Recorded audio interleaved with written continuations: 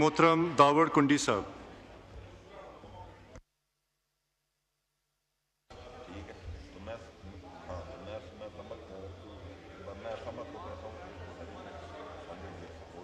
दावड़ साहब, आपकी सीट पे माइक चल रहा है।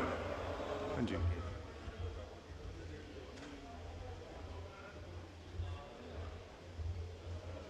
ब्रिटिश कॉलोनी था।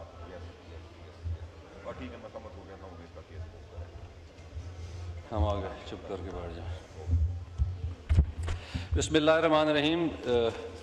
इय्याका नअबुदु व इय्याका नस्तईन। जनाब स्पीकर, मैं मशकूर हूँ, आपने बजट पे बात करने का मौका दिया। जनाब स्पीकर, मैं ये कहना चाहता हूँ कि कोई भी मुल्क या असम्बली या हाउस बजट पेश करता है तो उसका मकसद सिर्फ ये नहीं होता कि आपने आमदन और अखराजात को बैलेंस करना होता है। बजट जो होता है वो उस साल की जो डायरेक्शन होती है माशी तरक्की की, या कोई मास्टर प्लान उसमें होता है, कोई मंसूबा होता है, तो वो रिफ्लेक्ट करता है।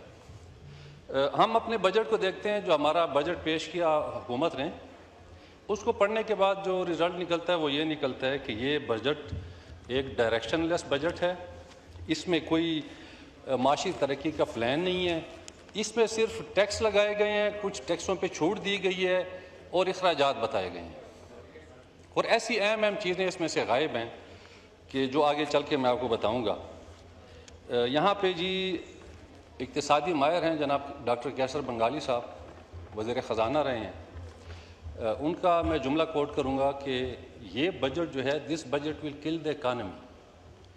ये बजट मईशत का कत्ल कर देगी। और वो अपनी इस बात में हक बजानिब हैं, क्योंकि हम भी ये समझते हैं और आम पाकिस्तानी ये समझता है, और जो माहिरान हैं इस वक्त मईशत के, वो ये समझते हैं कि ये बजट आपने इसलिए पेश किया है कि आपने IMF का अगला प्रोग्राम लेना था और आप IMF के पाबंद थे। आपने IMF की शराइत पूरी करनी थी, क्योंकि जो टैक्सों की आपने यहाँ पे भरमार की है तो उसे यही ज़ाहिर होता था कि आपने टारगेट पूरा करना है। तो दूसरी बात मैं ये कहना चाहूँगा कि जब आपका वज़ीर ख़जाना बैंकर होगा तो बैंकर की ये खासियत है कि वो कर्ज लेने का माहिर होता है। इस बजट में कोई पॉलिटिकल इनपुट नहीं है, इस बजट की कोई पॉलिटिकल विल नहीं है, इस बजट का सियासत से कोई दूर दूर तक वास्ता ही नहीं है। और वो हम समझ सकते हैं, क्योंकि हमारे मुल्क में रियासत नाम की कोई चीज़ नहीं है। रियासत उस सियासी एंटिटी को कहते हैं जो किसी एरिया को गवर्न करती है, वहाँ की आबादी को गवर्न करती है, और उसके पास इख्तियार होता है कि वो कुछ फैसले कर सके, दूसरे स्टेट्स के साथ रिलेशन कायम कर सके। आम पब्लिक